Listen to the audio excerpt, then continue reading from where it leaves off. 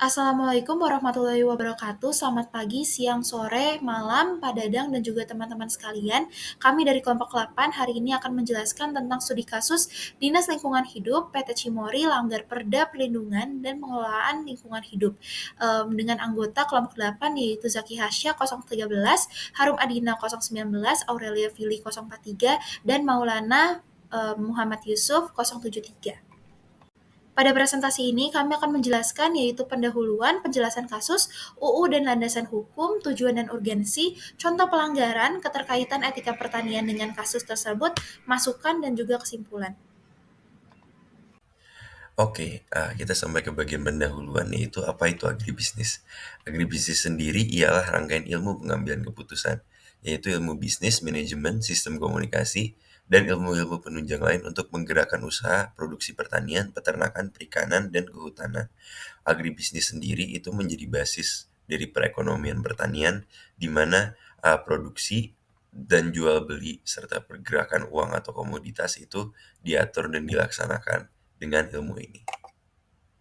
Apa hubungan agribisnis dengan pemerintahan? Pemerintah sebagai regulator akan membuat peraturan-peraturan yang mengikat para pelaku agribisnis dalam menjalankan suatu agribisnisnya tersebut.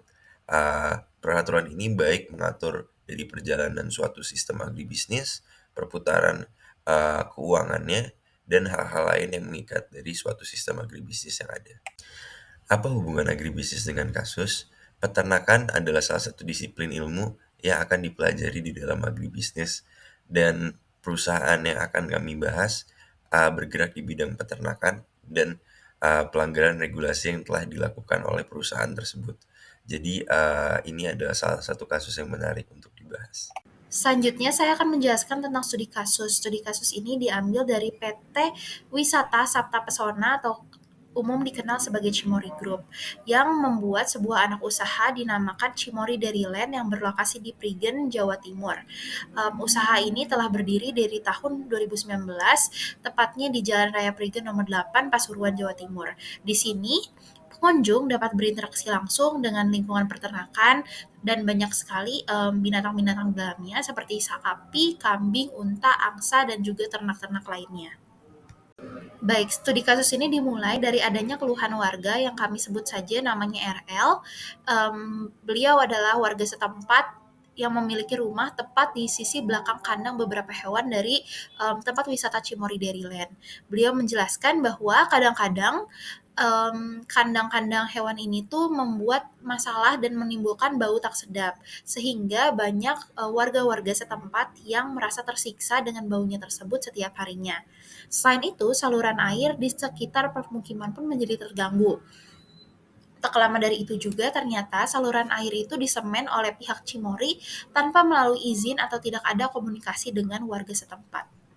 Bahkan telah berulang kali RL dan juga warga-warga sekitar memberikan keluhan-keluhan mereka via WhatsApp ke Bapak Yos selaku General Manager dari Cimory Dairyland and Resto, namun upaya mereka tersebut tak mendapatkan tanggapan atau tidak digubris. Dengan banyaknya laporan keluhan warga, akhirnya Dinas Lingkungan Hidup Kabupaten Pasuruan mengeluarkan sebuah surat teguran atas dasar tidak adanya pengelolaan limbah kotoran satwa ipal yang baik kepada pihak Cimory Dairyland. Terlebih lanjut, setelah diteliti lebih lanjut, ternyata pihak Cimory Dairyland ini pernah melakukan kegiatan edukasi satwa, namun ternyata tidak lengkap dan juga tidak disertai izin UKL-UPL. Oleh karena itu, perusahaan ini dikenakan sebuah pelanggaran Perda nomor 8 tahun 2016 tentang perlindungan dan pengelolaan lingkungan hidup. Terlebih lagi, sebelumnya Cimory Dairyland ini pernah ditegur atas tidak lengkapnya perizinan analisa mengenai dampak lingkungan AMDAL lalu lintas yang tidak terpenuhi, serta Cimory Dairyland ini memiliki lahan parkir yang tidak layak hingga akhirnya disegel oleh aparat karena pernah terjadi bencana ambruk. Baik, selanjutnya saya akan membahas terkait dengan landasan hukum dari pengelolaan limbah di Indonesia. Mulai dari yang dibahas pada Undang-Undang Nomor 18 Tahun 2008 terkait dengan pengelolaan sampah secara umum, baik dari pengurangan, pemanfaatan, pengolahan hingga dengan pembuangan terakhir. Kemudian juga dibahas kembali pada Undang-Undang Nomor 81 Tahun 2012 terkait dengan pengelolaan limbah B3 dan limbah berbahaya lainnya, di mana diatur khusus tentang pengelolaan limbah berbahan berbahaya dan beracun termasuk dengan limbah dari sektor agribisnis yang bersifat berbahaya. Kemudian dibahas kembali pada Peraturan Menteri Lingkungan Hidup dan Kehutanan nomor P.74/MLHK/Setjen/Kum.1/12 tahun 2017 terkait dengan pedoman penyusunan rencana pengelolaan limbah B3, di mana di sini kembali dibahas terkait dengan teknis bagi pelaku bisnis swasta dalam menyusun rencana pengelolaan limbah B3. Baik, selanjutnya kembali dibahas pada Peraturan Pemerintah RI Nomor 22 Tahun 2021 terkait dengan penyelenggaraan perlindungan dan pengelolaan lingkungan hidup, yang mana mengatur terkait dengan sistem manajemen lingkungan atau SML, dan juga pengelolaan limbah hingga pengawasan dan penegakan hukum terkait dengan pelanggaran terhadap aturan perlindungan dan pengelolaan lingkungan hidup. Kemudian kembali dibahas pada Peraturan Pemerintah RI Nomor 5 Tahun 2021 terkait dengan penyelenggaraan perizinan berusaha berbasis risiko, yang mengatur tentang penyelenggaraan perizinan berusaha dengan pendekatan berbasis risiko untuk mendorong investasi dan memperbaiki iklim usaha di Indonesia. Jadi berikutnya adalah urgensi dan tujuan pengelolaan limbah dan polusi lingkungan. Seperti yang kita tahu ya, sekarang urbansi dan peningkatan populasi terjadi di mana-mana sehingga itu hal tersebut akan menyebabkan peningkatan produksi limbah dan juga polusi yang terjadi. Selain itu, jika berkaitan dengan agribisnis, di mana proses budidaya itu meningkatkan proses produksi limbah. Jadi produksi limbah gara-gara proses budidaya yang intensif akan menghasilkan limbah dan juga polusi yang sangat banyak. Sehingga hal tersebut akan merusak lingkungan apabila limbah tersebut langsung dibuang tanpa adanya pengolahan. Sehingga tujuan utama dari proses ini adalah untuk menghasilkan lingkungan yang tidak menimbulkan kerugian atau masalah kepada masyarakat dan mencegah polusi.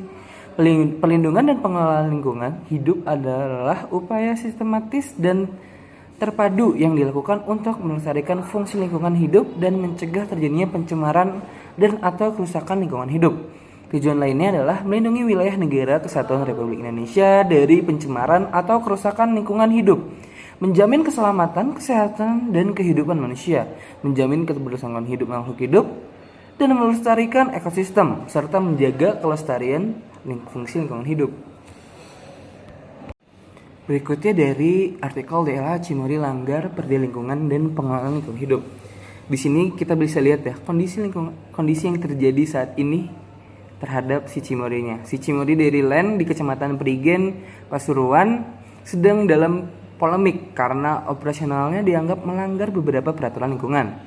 Salah satu isu utama adalah tidak adanya instalasi pengolahan limbah atau IPAL yang telah menyebabkan polusi bau busuk dari limbah kotoran satwa. Berikutnya ada Dinas Lingkungan Hidup atau DLH Kabupaten Pasuruan telah melayangkan surat teguran kepada Cimory dan berencana memanggil manajemen Cimory untuk melakukan klarifikasi. Berikutnya Direktur Pusat Studi dan Advokasi Kebijakan atau Pusaka, Lujeng Sudarto meminta Pemkab Pasuruan untuk mereview perizinan Cimory secara keseluruhan.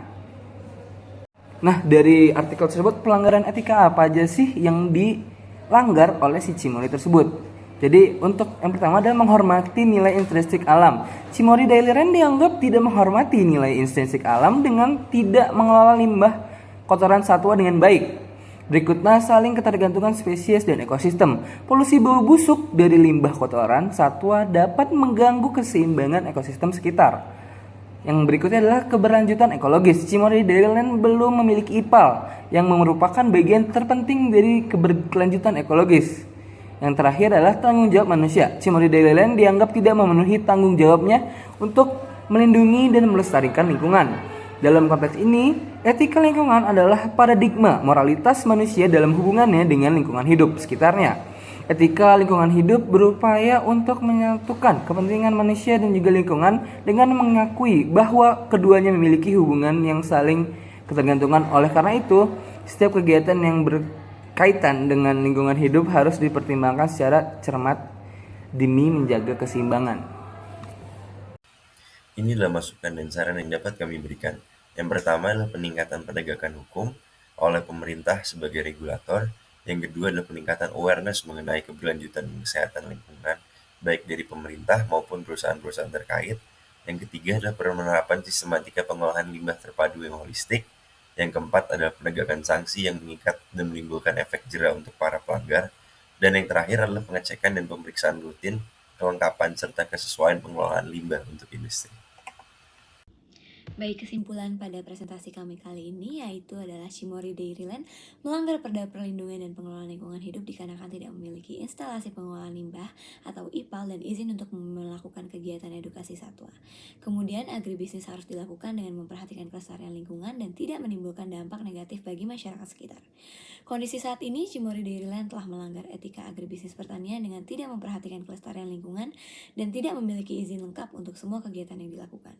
Opini dari kelompok kami yaitu penting untuk meningkatkan kesadaran para pelaku agribisnis tentang pentingnya etika dan tanggung jawab sosial.